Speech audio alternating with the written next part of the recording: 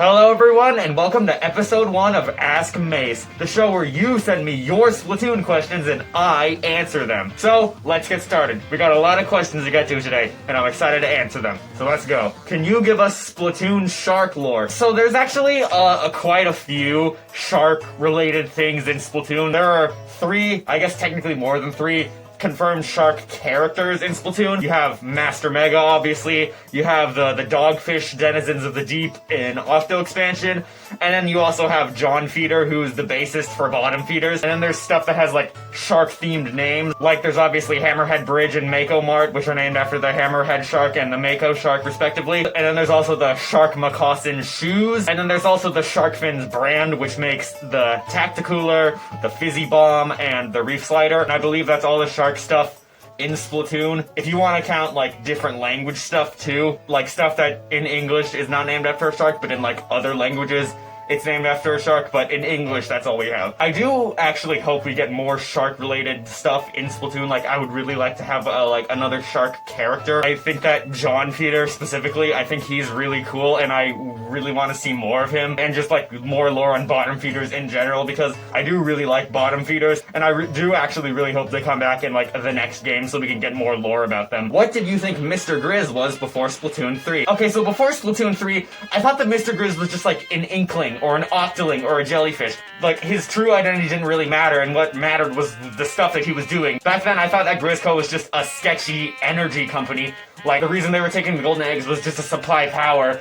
Yeah, their means of acquiring them were, like, really shady and stuff because they were literally committing genocide. But, like, I didn't think that Mr. Grizz was collecting the eggs to, like, destroy the world or something. I thought that Grizzco was just an energy company that got the stuff that it was using to create its energy through, like, inhumane acts, like Splatoon Nestle. It was just a generic shady company. It wasn't trying to take over the world or anything. It was just, like, an energy company, but how it got its energy was shady. So yeah. How did Frye get Octostomp's body? So with that, I don't think it's supposed to be like the main Octostomp's body. I think it's just like a replica of the Octostomp built out of like scrap metal and stuff, and not meant to be the main Octostomp. Or maybe it is the real Octostomp and Frye mercilessly killed it in cold blood and she's using its hollowed out corpse to fight Neo Agent 3. That would honestly align with her character, so it could go either way, honestly, but I think it's most likely just like a different Octostomp that's just built out of, like, scrap metal or something. What's the deal with the jellyfish, and are the sea snails alive? Okay, so the thing with the jellyfish is that they're really weird. So, they're basically a hive mind. Or, well, not really a hive mind, but it's more of a collective consciousness. They're all part of a larger organism, and they all share the same thoughts across, like, a colony. But, like, each jellyfish has their own personality and stuff. But also, I'm pretty sure it was stated that they don't feel emotion or something like that, and it was stated in an interview that like when you see jellyfish doing an activity, they're not actually doing that activity, they're just impersonating what it feels like to do that activity.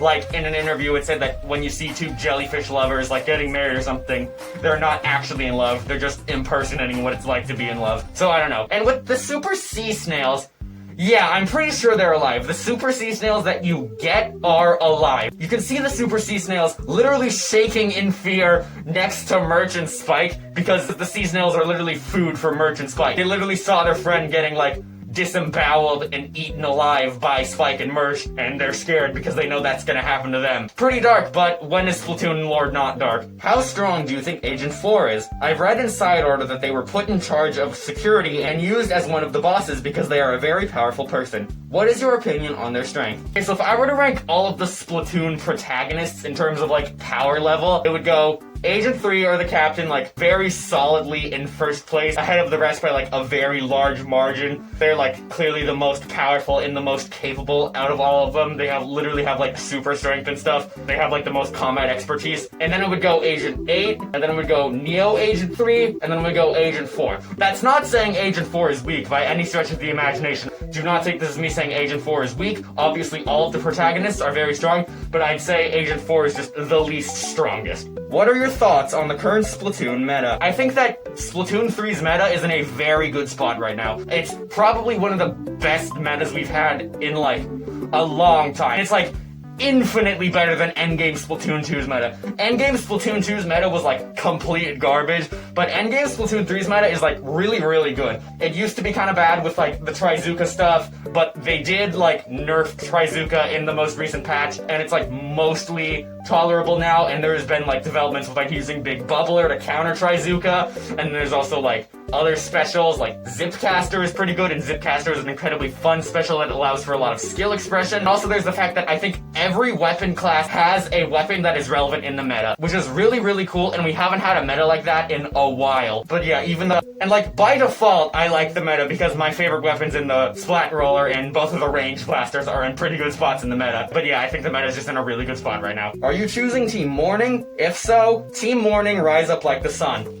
No, sorry, I'm picking Team Night, and it's not just because of Big Man, okay? I promise there's an actual reason for it. I'm not just a Big Man stan, I promise, even though I am, but whatever. The thing is, nighttime is when I get most of my productivity done. Like, right now, I'm recording this at night, and also, like, most of my creative breakthroughs occur, like, when I'm about to fall asleep. So, I would finish writing a script, I would get in bed, get ready to go to sleep, and like right as I'm about to fall asleep, I'm like, oh no, actually I could have done this better, so I have to get out of bed and open up my computer again and edit the script, and I'm like, okay, that's it, that's the final edit I'm gonna make, and as I'm going to sleep again, I'm like, oh no, actually I could have done this better, so I have to get up, and it's just an endless cycle of that, but it has led to my most productive moment, and like a lot of my video ideas were formed from me thinking I'm about to go to bed, but then I realized that I have a really cool idea, so I go write that down in like my video ideas document.